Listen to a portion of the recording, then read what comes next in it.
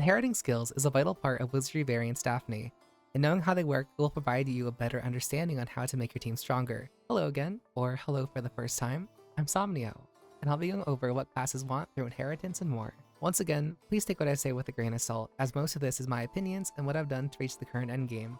I'll also keep the inheritance pool to the units in the standard pool. We'll begin with attack scaling characters. Ideally, fighter, ninja, thief, and samurai, and what better way with a numbered list. I'll go from important to more important, but at the end of the day, you'll want everything listed as it'll increase your unit's damage output and survivability. 1. Barber's Assault Guard. Having extra defense and ambushes is nice, but very situational. 2.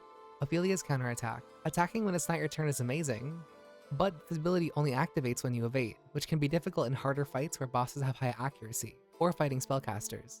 3. Passive HP up from Dwarf Knight. Having more HP means that you won't die as fast. 4. Passive HP up Fighter from Benjamin. The same logic applies. More HP is just nice. 5.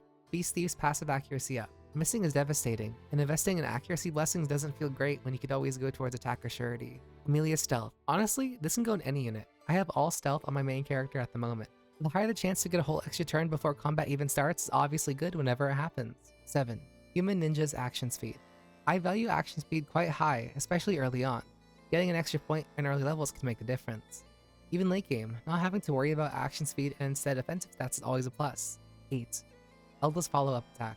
This shines the most in auto battle teams, but when you run out of SP, the extra attack goes a long way. It also makes two-handed weapons a little more viable, but a one-handed sword hitting thrice is also too good to pass down. 9. Human Fighter's Passive Attack Up and Gaston's Passive Attack Up Fighter. More attack means you take out enemies faster. With one-handed weapons, you can essentially see this as doubling the effectiveness of the inherit and more so if you get a follow-up attack. 10. Gandalfo's Heavy Attack, Kiriha's Armor Pierce, and Bugin's Decisive Torso Strike. They all function like a supercharged basic attack with higher accuracy. As a note here, I'd recommend getting all of your physical characters a level 3 version of one of these spells. Also note that all level spells tend to get the biggest bang for your buck SP-wise. 11. Deborah's Blessing of the Beastfolk Goddess. Regaining SP on the finishing blow is very strong, as it allows you more uses of your strong skills. 12. Ophelia's and Gandalfo's Potential Inherit, Way of the Warrior. Doing more damage when using a melee or mid-range weapon is amazing, especially when just one level increases your damage output by a noticeable amount simply by existing. 13.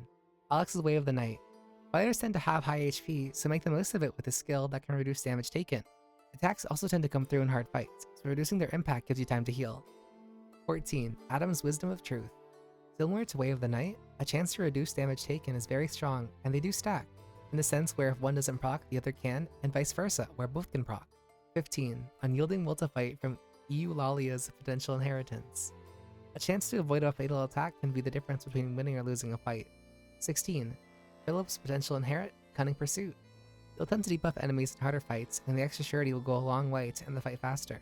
Viviana's Potential Inherit, Passive Surety Up Feat.